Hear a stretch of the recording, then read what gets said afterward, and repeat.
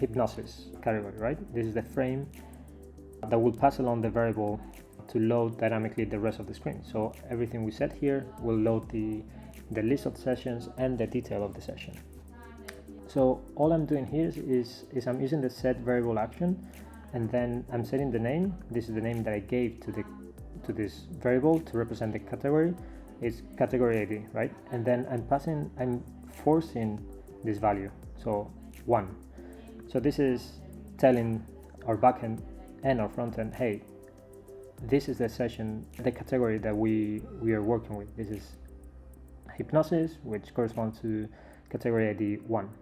And then on success, it's going to page. In this case, it's going to another page, but we can see this one. Right, start here. All right, so I'm gonna show you how this is looking on the Bravo side of things. So you can see that this frame, meditation, we said it's setting a variable action, right? So you can see here that I'm setting the category ID to be 2. So I'm forcing this variable to be 2, right? So this will set the scene for the subsequent screen. So the list of sessions and subsequently the detail page. So on success, I'm telling Bravo to go to the page, explore category content, which is this one that you saw here. So this way we will dynamically load the sessions for the specific category.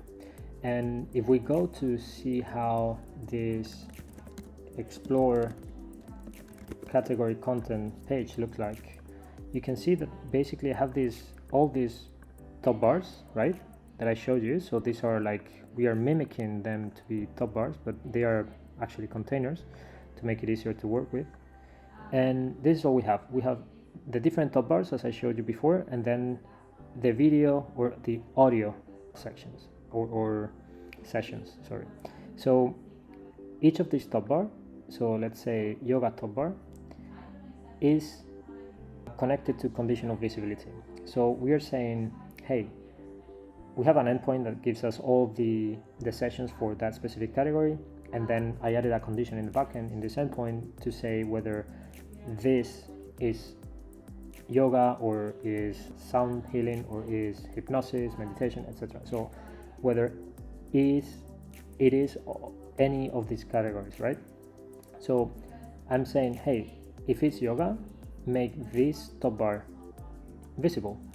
And I'm doing the same with all the rest. Hey, if this is breathing, make it visible. So when we load one category, it will make that header visible, and the rest will remain hidden. And now for the video sessions or audio sessions, I'm doing the same thing. I have a list of sessions, right, that I have connected here, and then for each of the sessions, again, that's defined in Xano.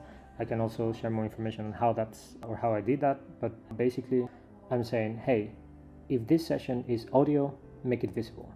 And the same with the video session. Hey, if this session is not audio, make it hidden. So this actually, you can have these two conditions, so to make it visible or hidden based on one Boolean condition, but the best way or the cleanest way to do this is actually to, okay, we can stop here. And then when the user clicks on one of the sessions, we have the detail page, right? So let's see. So we have this session main. So this is our third screen again.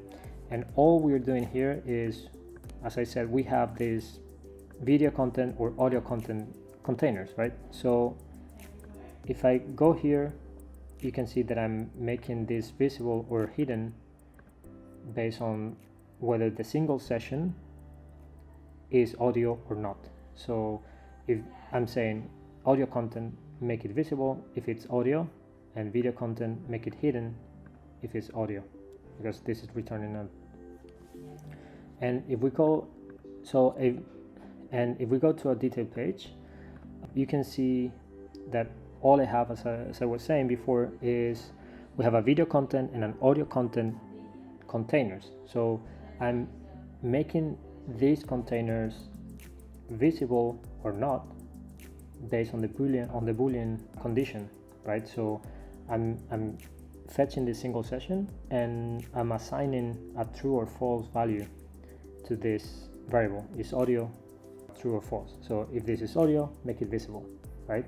And then video content, same thing. That's it.